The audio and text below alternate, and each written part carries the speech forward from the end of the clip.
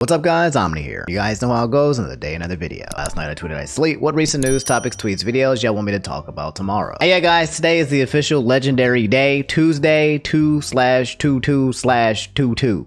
It's that day. Sorry for not making a video yesterday. My apartment building had the fire alarm go off for like 8 or 9 hours straight. I kid you not. The thing right there in the back, you can't even see it, was going off the entire freaking day. I was unable to do anything. I couldn't even stay in my own apartment. So yeah, that's what happened. So the big old announcement that I had for you guys on Monday is going to actually be today. So you know what? There's going to be no sponsor for today. So I'm just going to go ahead and finally reveal the big announcement, the project that I've been working on for months and months now for you guys. And here it is. Damn, this is it. My first official, like, legit merch launch. I got merch finally.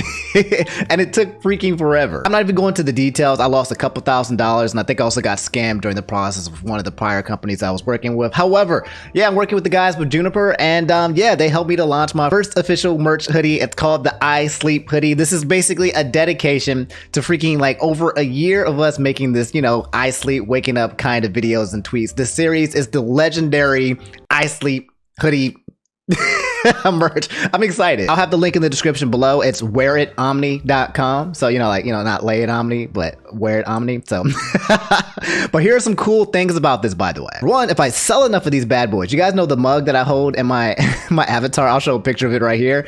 They're going to help me to create that. So like, this is basically like a pre-launch launch. So it's like kind of like a testing the waters, see if my audience will actually, like, you know, buy my official merch. And if it does really freaking well, then yes, they're going to actually help me build the actual mug, the coffee cup that I have in my profile picture. Will be super cool. Number two, if this does work out, guys, I also plan on trying to launch my own clothing line. So that's something I've been wanting to do for a really long time. You guys see my outfits and fits, right?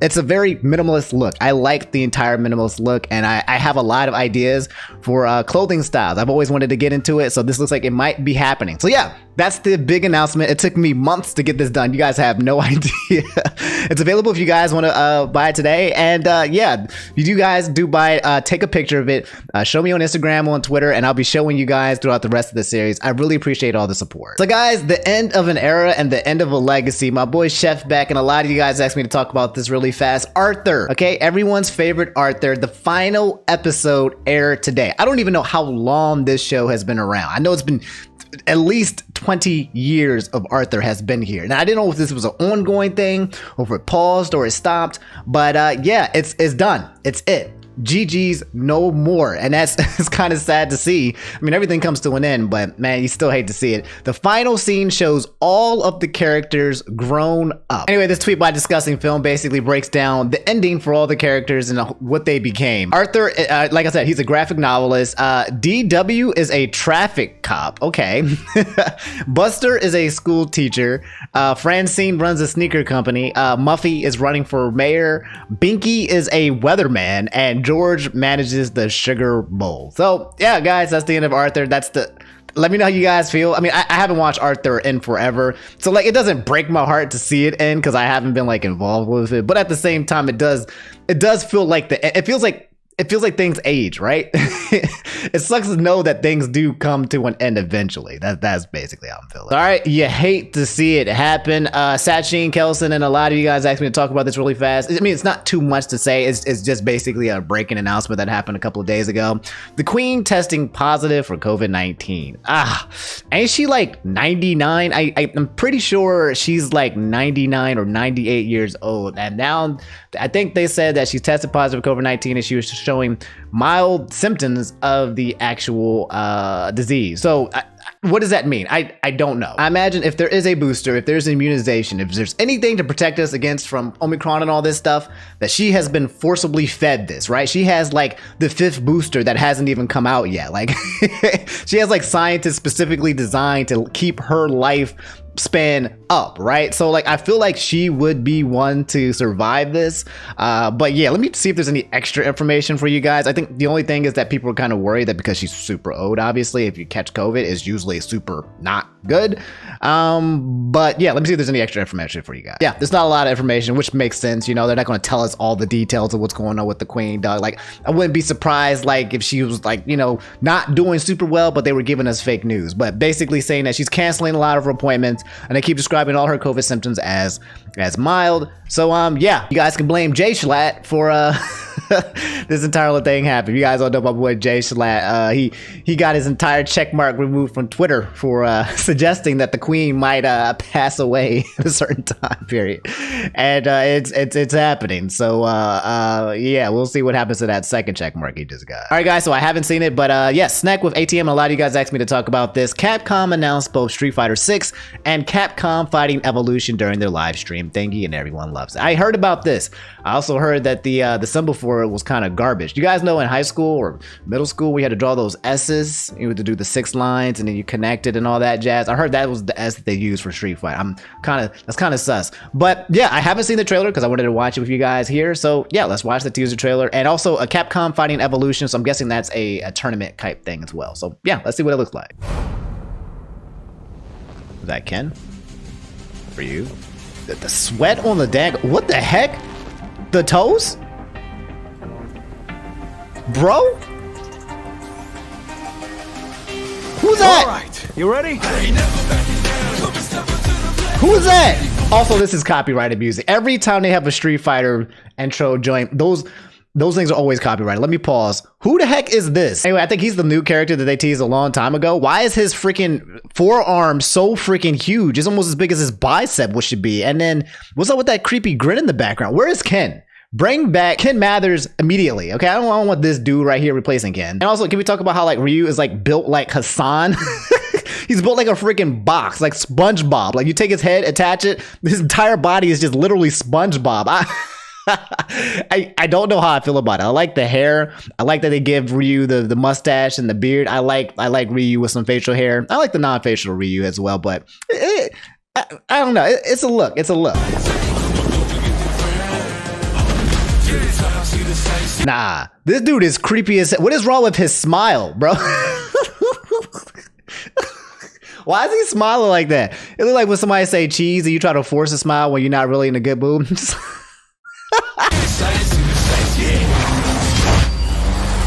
So that's the symbol, Street Fighter again, and a lot of people going on the motto.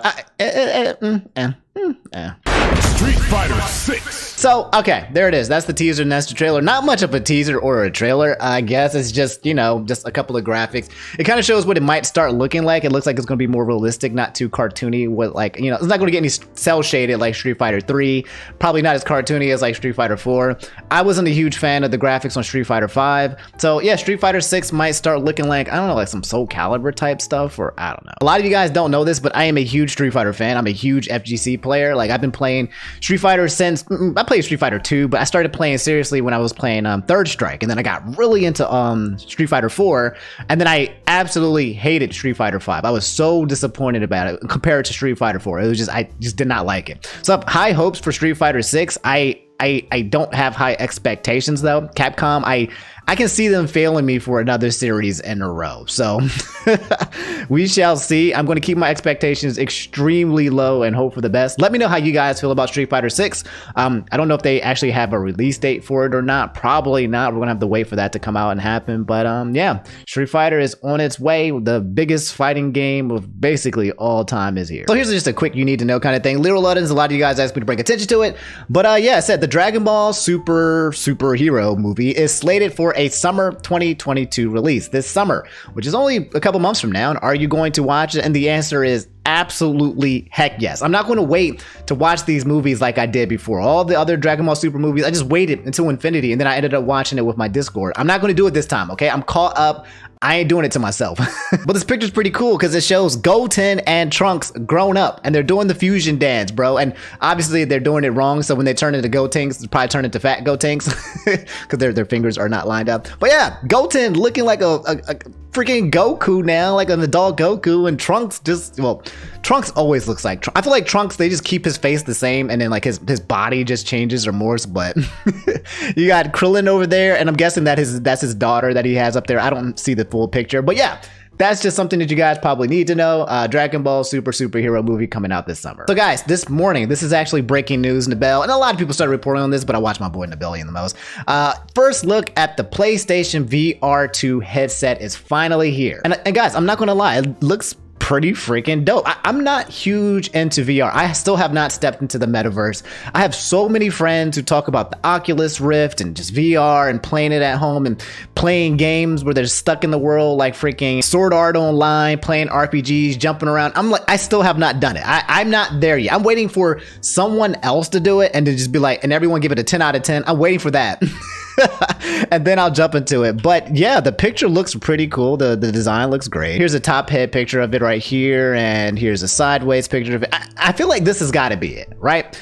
They've been trying to introduce VR into video games for so long, and it's always been like too early, and then when it's early, it doesn't get enough push. But I feel like 2022, you know, still during a point where the pandemic is here, people are inside, this in metaverse being, you know, brought up by Facebook, this might actually be the time where it's finally going to take off. It might not, but this looks like it might. Continuing with the tweet, Nabella said PSVR 2 headset details has focus on ergonomics and comfort, which is, you know, always great so you don't get arthritis. Adjustable headband for all of you guys that have huge hits like myself. Adjustable scope and headphone jack at the same spot as the PSVR 1, which I have no idea about. New lens adjustment dial, less weight and slimmer, new built-in motor, and new vent helps lens to avoid fog. For, I guess, the fog where you're breathing, like you have glasses on and then it has fog. So yeah, I think the only thing that some people were concerned about is that it's still wired. So like, I don't know if it's supposed to be wireless. I don't know how you create a VR thing wirelessly but keep the latency, you know, there. So I think it needs to keep the wire at some point, but also I can see you like tripping and, you know, busting your ass over the wire as well. But other than that, it looks solid. It looks good. But yeah, guys, that's the PlayStation VR 2. Let me know how you guys feel about that. Since we're talking about video games really fast, let me just give you guys a quick update. I've only been playing Lost Ark for the past couple of weeks. I have not been able to play Horizon Forbidden West yet. I know that's out and people have been saying it's beautiful, and I've seen some clips of it, some glitches of it, but I believe it's good. And I believe Elden Ring is coming out this week as well. So there's so much gaming for me to do, bro. I'm just like, I got too much to play. I'll probably start streaming more on Twitch. I had to take a break for the past week because I had some IRL things that I had to take care of. But yeah, that's basically the whole gaming segment. Let me know how you guys feel about the PSVR 2. And yeah. So guys, we have some absolutely hilarious NFT news.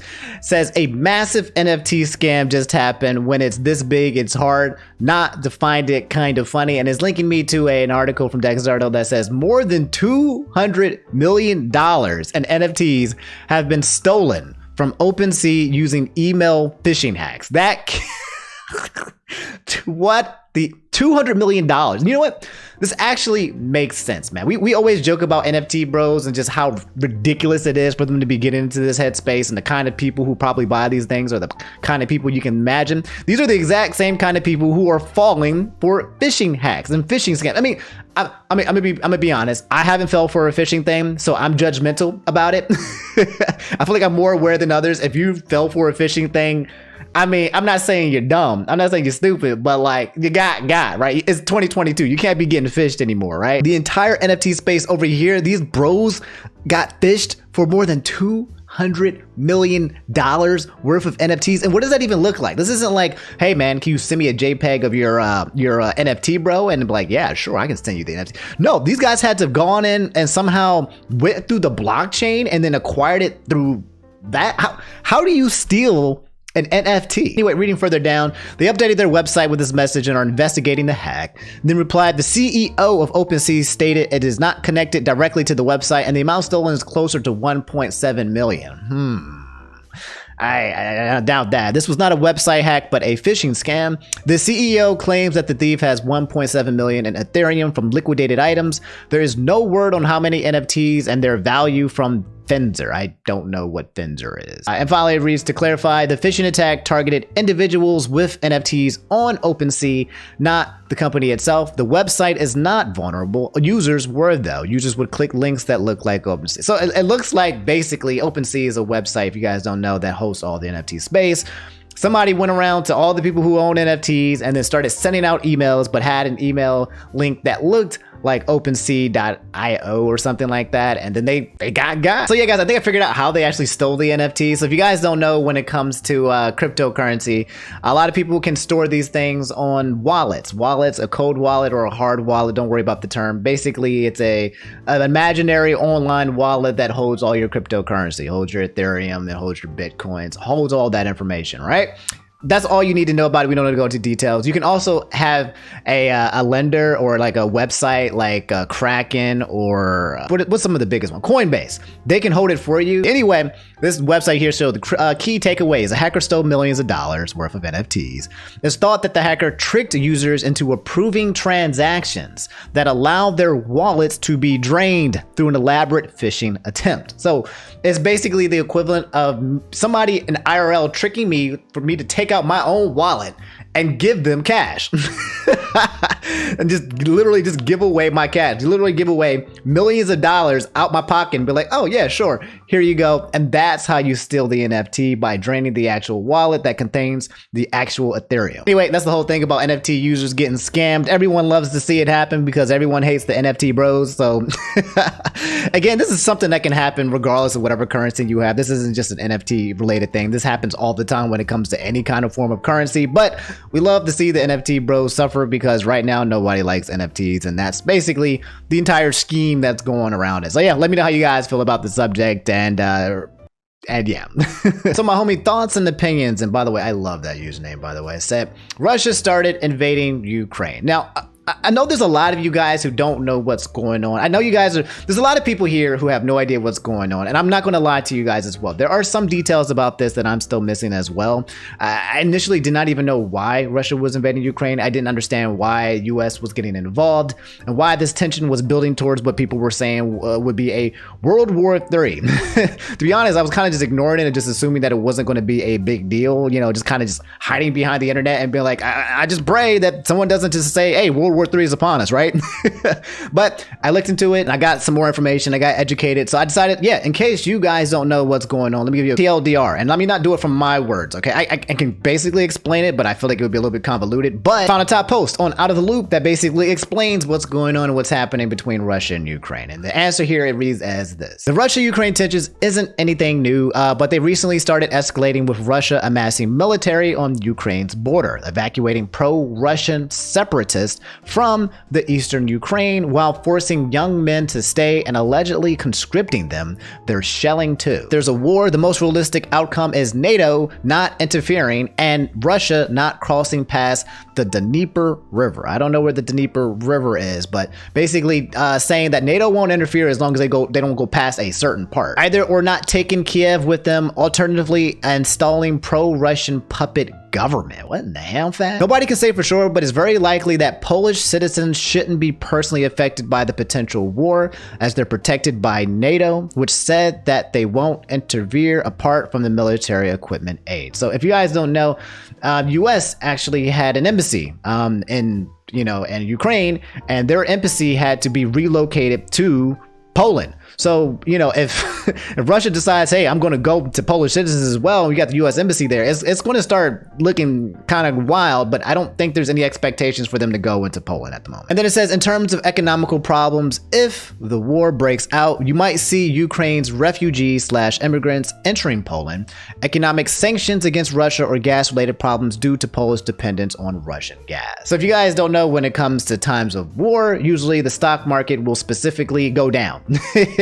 And when the stock market goes down, people can create war or signs of war or threaten war in order to influence the market. I don't know what Putin's motive is. I mean, he says a lot of things, but I don't know the exact motive. But I can assure you that money is definitely one of them. So yeah, guys, I kind of wanted a little bit more information about this, just questions that you guys might have. I just kind of wanted to kind of research it with you together and also make sure that what I researched by myself was true, which so far makes sense. Somebody has said, you seem well informed on this. Can you explain why Russia has decided to be aggressive? Again, there was Crimea a decade ago, and now this. Does Ukraine have resources Putin desires? In which somebody replied and said, to add to the other response, one interesting resource is water for Crimea. Crimea used to receive 85% of its water from a canal, which Ukraine blocked after the Russian invasion. Now Crimean agriculture lies dead and water has to be rationed, leaving it as an economic and logistical drain.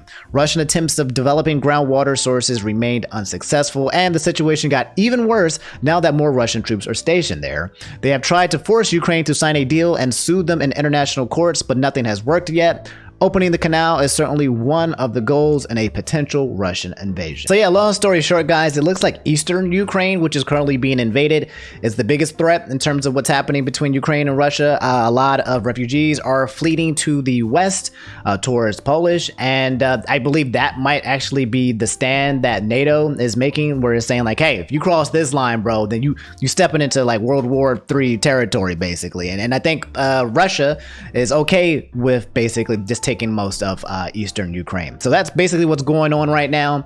People were wondering if, you know, Putin was basically setting up forces and assembling them just to kind of threaten war, and they thought like, hey, you know, nothing was going to actually happen.